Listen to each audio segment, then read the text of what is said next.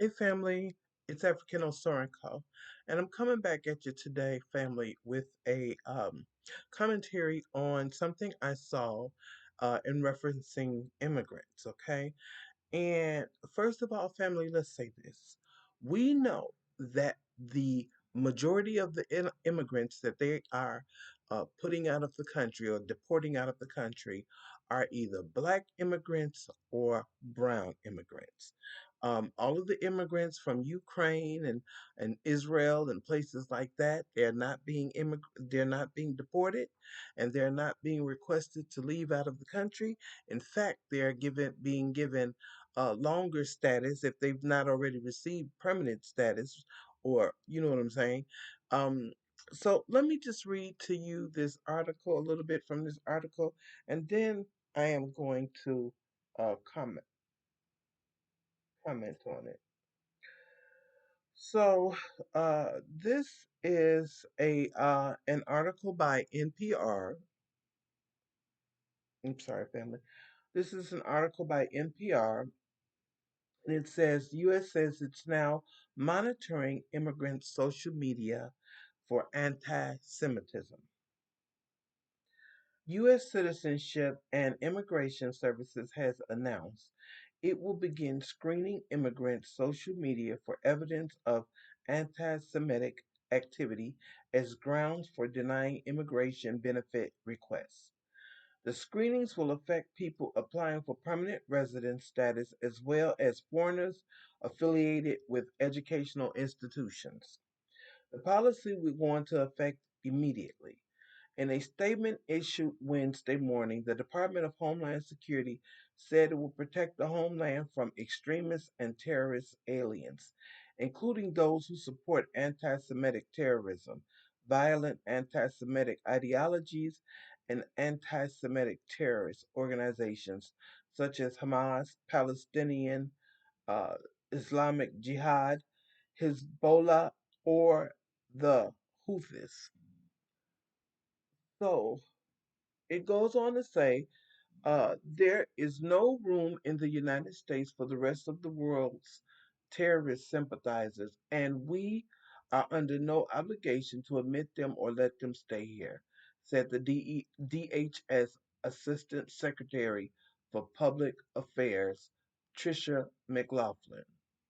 The announcement comes following the highly publicized arrests and detentions of pro-Palestinian student activists such as Khalil, and Ramiza Ozturk, who the government alleges engaged in anti-Semitic activities, but their lawyers deny it. In a statement to NPR, Edward Ahmed Mitchell, the National Deputy Director of the Council on American Islamic Relations, said, "The spirit of Joseph McCarthy is alive and well in the Trump administration, which has spent months dishonestly mischaracterizing legitimate criticism of the Israeli government's war crimes in Gaza as anti Semitic, pursuing witch hunts into American colleges, and threatening the free speech rights of immigrants." So, family, I'm going to say this, okay? First and foremost, this is a white on white war. This has nothing to do really with the black family. other than if they're coming this hard right now for people that are pro-Palestinian, you already know they've been coming for people that for us that who are pro-black, okay, and they have been coming for our people for years. See, family, we have to understand that it first starts with us. It first began with us. And then it trickles down into so many other communities. See, you have to understand, as Malcolm X said years and years ago, okay, injustice to some is injustice to all. So if some of the people are being unjustly treated and maltreated, then of course we know that, as history has shown, then eventually it'll trickle down to everybody being maltreated. So this is something that we have to understand.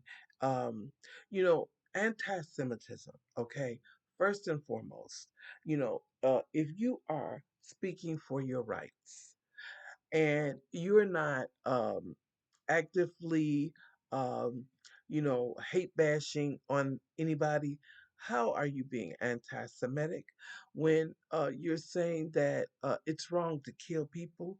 But see, is the this is the government that we're dealing with. Unfortunately, many people are suffering all over the world, and you know it's not looking as though the West cares for uh, what's fair and what's right and what's just. It's really not. And it's very sad.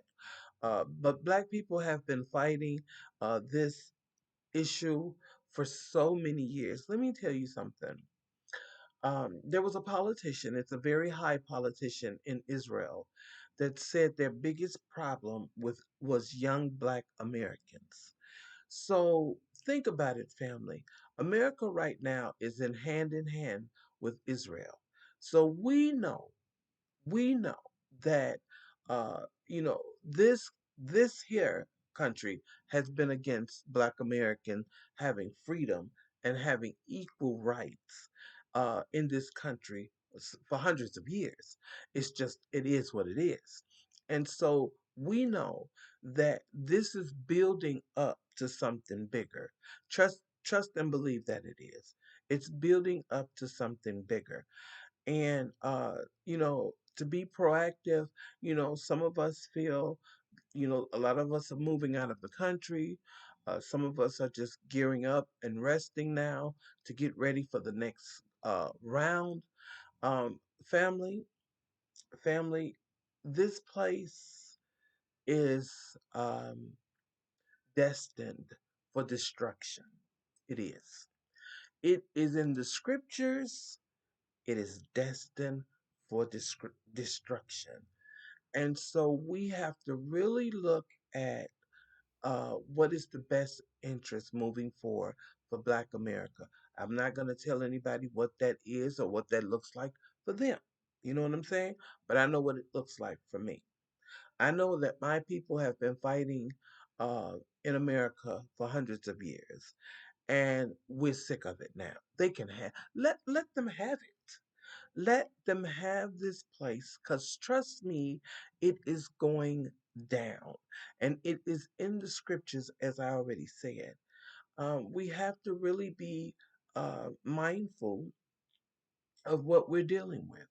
And we're dealing with a system that does not know truth, does not know fairness, does not know equalness, and will not fall under the guise of what is right and what is truth. And you know what I'm saying? It's just not. So, you know, I am not against immigration in America, but I mean, honestly, my thought is, wherever you come from, uh, I know right now, as far as economically, it may, not be that great. But if you've been here in America for some years and you've obtained different skills and education, I would say take those skills and education back to your countries, build it up. Because trust me and believe in what I'm telling you is that America is not going to be able to sustain the system that it has developed. Because even the people that are in America, the citizens, they're tired. They're tired, not just the black ones. A lot of the white ones are as well now, okay, because they're being affected gravely by so many of the things that are happening in America. So the only thing that I can tell you is to uh, go back home, build your countries, make them great as they can be, okay? And let's just see what happens from there. So, family, I thank you so much for joining me today for the commentary. And I hope you like, share, and subscribe. And please have a very blessed day. Bye bye.